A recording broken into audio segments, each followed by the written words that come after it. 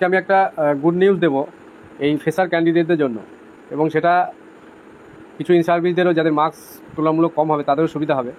বিষয়টা হচ্ছে এই 9, 10 এবং 11, 12 2016-তে যারা পাস করেছিল সেরকম অনেক ক্যান্ডিডেট আছে বা ইন সার্ভিস আছে 2016-র, তারা কিন্তু এই 9, 10-এর জব যারা পেয়েছিল, তারা যারা আপার প্রাইমারি পাস করেছিল তারা কিন্তু অনেকেই চলে গেছে। আমার পরিচিত অনেকেই ছিল তারা 9, 10-এ এই 2016-র জব ছেড়ে আপার প্রাইমারি জবে চলে গেছে, এবং কিছু প্রাইমারি টিচার তারাও কিন্তু নিজেদের কাজে মানে আগের স্কুলে ফিরে গেছে। এই তথ্য তোমরা সম্ভবত পেয়েছো বিভিন্ন সংবাদ মাধ্যমে বা সোশ্যাল মিডিয়াতে।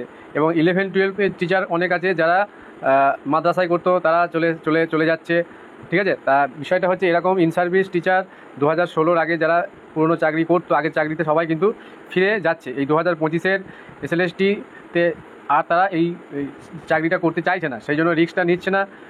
এই একটাই কারণ যে কোনো যদি ভবিষ্যতে আবার কোনো কেস কাভারি হয় বা কোনো ঝামেলা হয়, সেই রিস্কটা না নিয়ে ফ্যামিলিগত একটা ব্যাপার থাকে, প্রত্যেকটা ফ্যামিলি চাই তাদের নিজস্ব একটা সিকিউর জায়গা। সেই সিকিউর জায়গাটা একটা যেহেতু এখানে থাকার একটা সম্ভাবনা খুব একটা বেশি নেই, কিন্তু ফ্রেশারদের এখানে কিন্তু কোনো সিকিউর হওয়ার কোনো ব্যাপার নেই, তাদের যা আছে সেটাই পেতে হবে।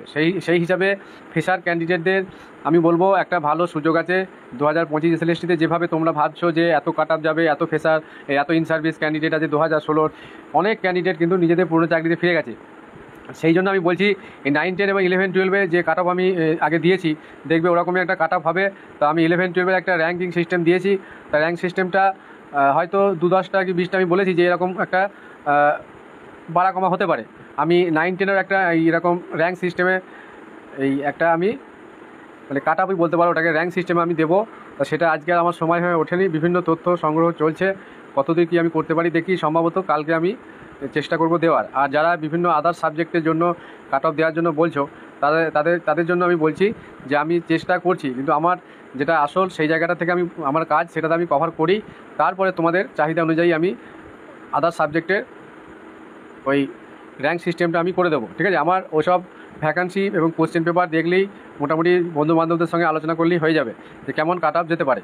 সেই হিসাবে প্রত্যেকটা সাবজেক্টের যদি নাও হয়, মেন সাবজেক্ট যেমন যারা কমেন্ট করছে, যেমন আমাকেই বলছিল কমেন্টে যে ইংরেজি বা বাংলা, ঠিক আছে, ইতিহাস, হ্যাঁ, ভূগোল, এই সাবজেক্টগুলো আমি কাট অফ একটা র্যাঙ্ক সিস্টেমে আনবো।